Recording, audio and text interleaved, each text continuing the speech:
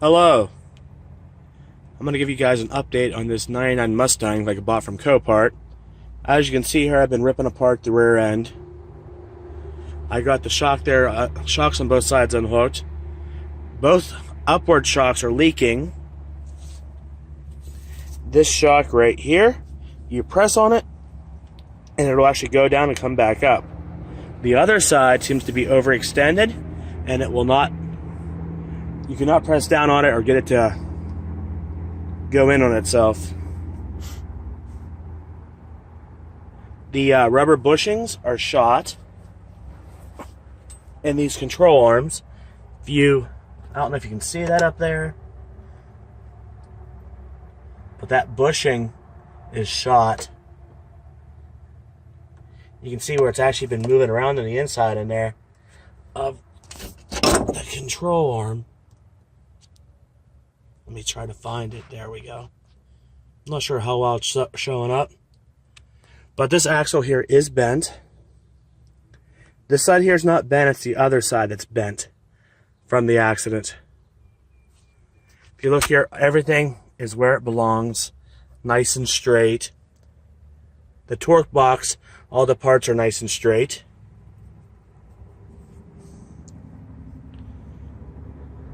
I'm here on the passenger side, and as I've been looking around, I'm like, I have a little bit of rust right here that I'm going to have to repair. Now everybody keeps on making fun of my other video because I said Rayburn instead of Ray-Ban, and Audi instead of Audi.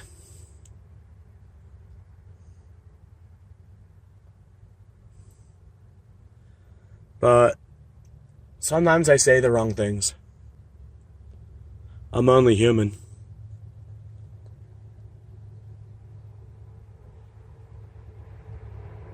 If you look here, the rear calipers are made to twist in. This thing has drilled and slotted rotors on it. Now the brake shoes on this side have more meat than the other side. And it's only the one pad that's wore a little bit low, so I'm wondering if something's wrong with the other wheel cylinder or wheel caliper on the other side. But I have that whole 02 Mustang as a parts car.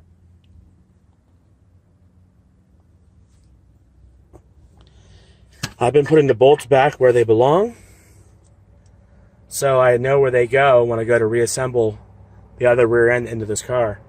Now I haven't even got the other rear end removed yet. Oops. As you can see, there's the other Mustang way out there. Some grass clippings and stuff on here.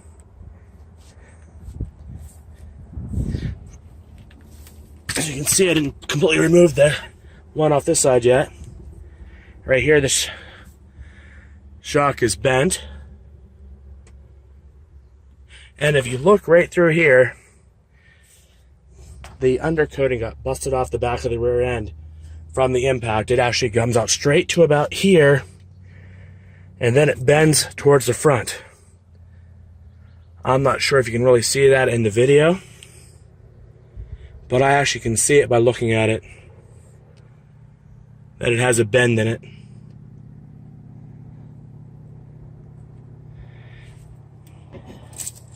And trying to keep there being too much pressure on the, I'm gonna have to put a jack underneath the rear end before I remove the rest of the bolts, because I don't want that rear end falling down on me. Now here on the driver's side, this is where the damage is. From about here, the rear quarter, to about here, and down underneath what would be underneath the rear bumper. And if you come underneath here, you can see it's collapsed into here in the flat wall area. Now this here, I'm planning on getting pieces of wood in there and pounding it out the best I can. Try to make it so the bumper will fit perfectly. And then filling in the fender area with Bondo until it actually looks half decent. Now down here, there was actually rust holes in the car underneath the rear bumper that went up inside the trunk area that were there before the car would have been in an accident. So I'm going to have to take those as well and repair those.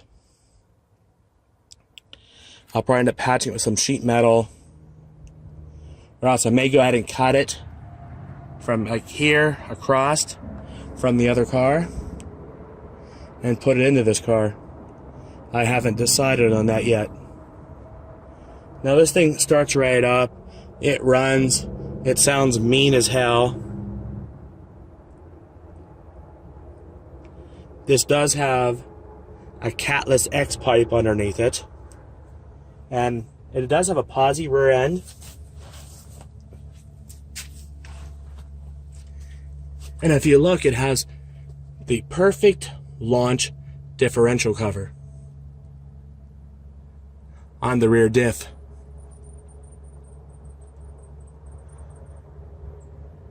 Now, car did have these aftermarket control arms, which I bought another set of aftermarket control arms as well.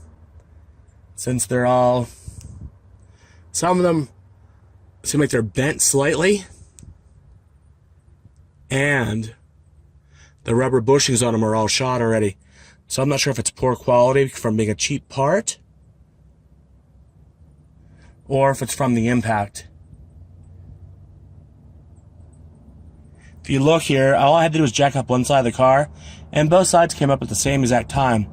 This has that stiff of a body on here because somebody welded on extra bars for support.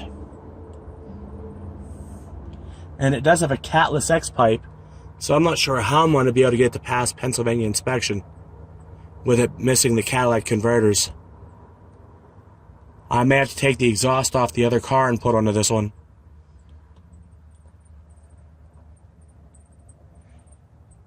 As you can see, I already have the axle or the dry shaft unhooked from the rear end. And it looks like it was already leaking some at some of these seals here on the rear end, slowly.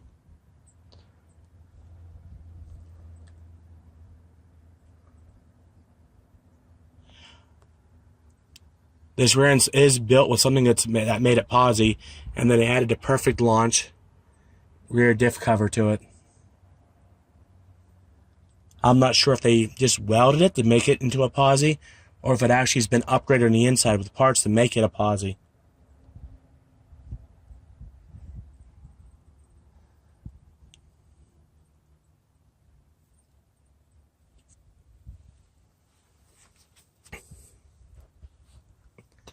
And if you look here, my tail light is busted. Now these tail lights I bought, I really don't care for the look of it, but I got them cheap for the set of 2 on eBay. They are supposedly are customer returns that are still brand new that have never been used. They still have the protective plastic on them. They are LED tail lights.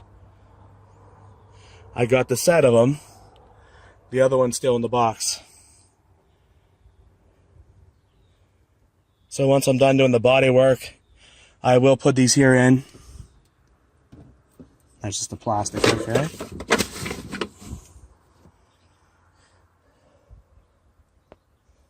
The trunk does shut okay.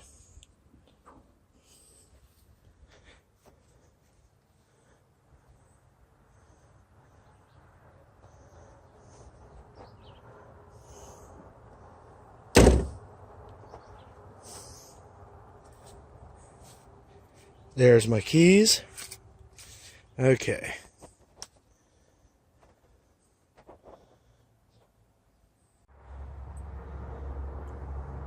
Okay, I'm back over here at the 99 Mustang. Sorry I ended the other video a little short, but I'm going to give this thing a quick cold start so you guys can actually hear what this car sounds like. Sorry I don't have a better place to lay the camera, but as you can see here, the rear end's mostly pulled out of it.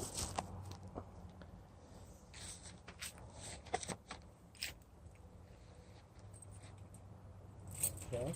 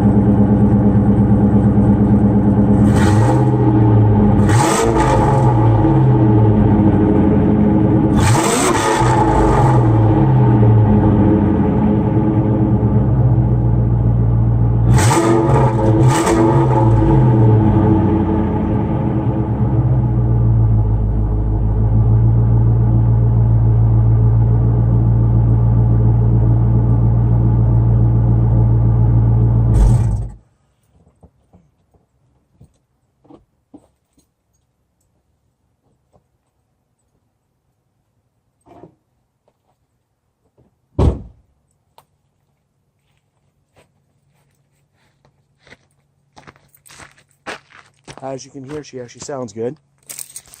She has a real good sound to her. Oh, this video is like zoomed in. Give me a moment while I zoom it back out. I'm not sure how I did that. As you can see, she sounds mean.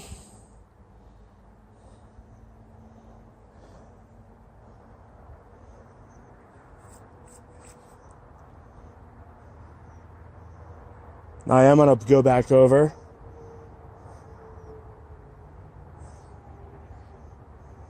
This later on in the future. Once I get the rear end pulled out, we're going to see if we can do maybe a quick little burnout video with it before I finish up the bodywork.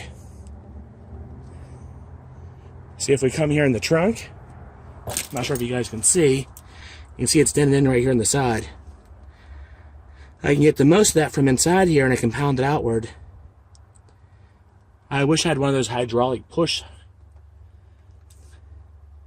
items like I've seen other body men use. If anybody's in the Pittsburgh area and they really have one, they'll let me use it, maybe bring it out here and show me how to use it. It'd be greatly appreciated. See if we can actually push this out.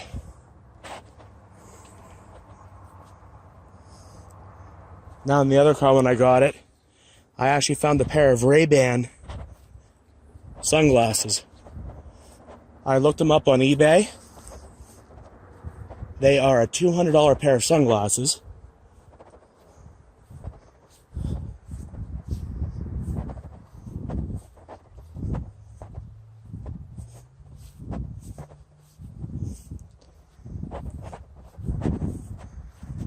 When I first went to start this car out here, I couldn't get it to start.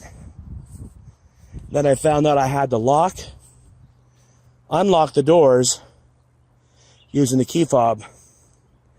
And once I did that, it's fired right up. It will start and it will move underneath its own power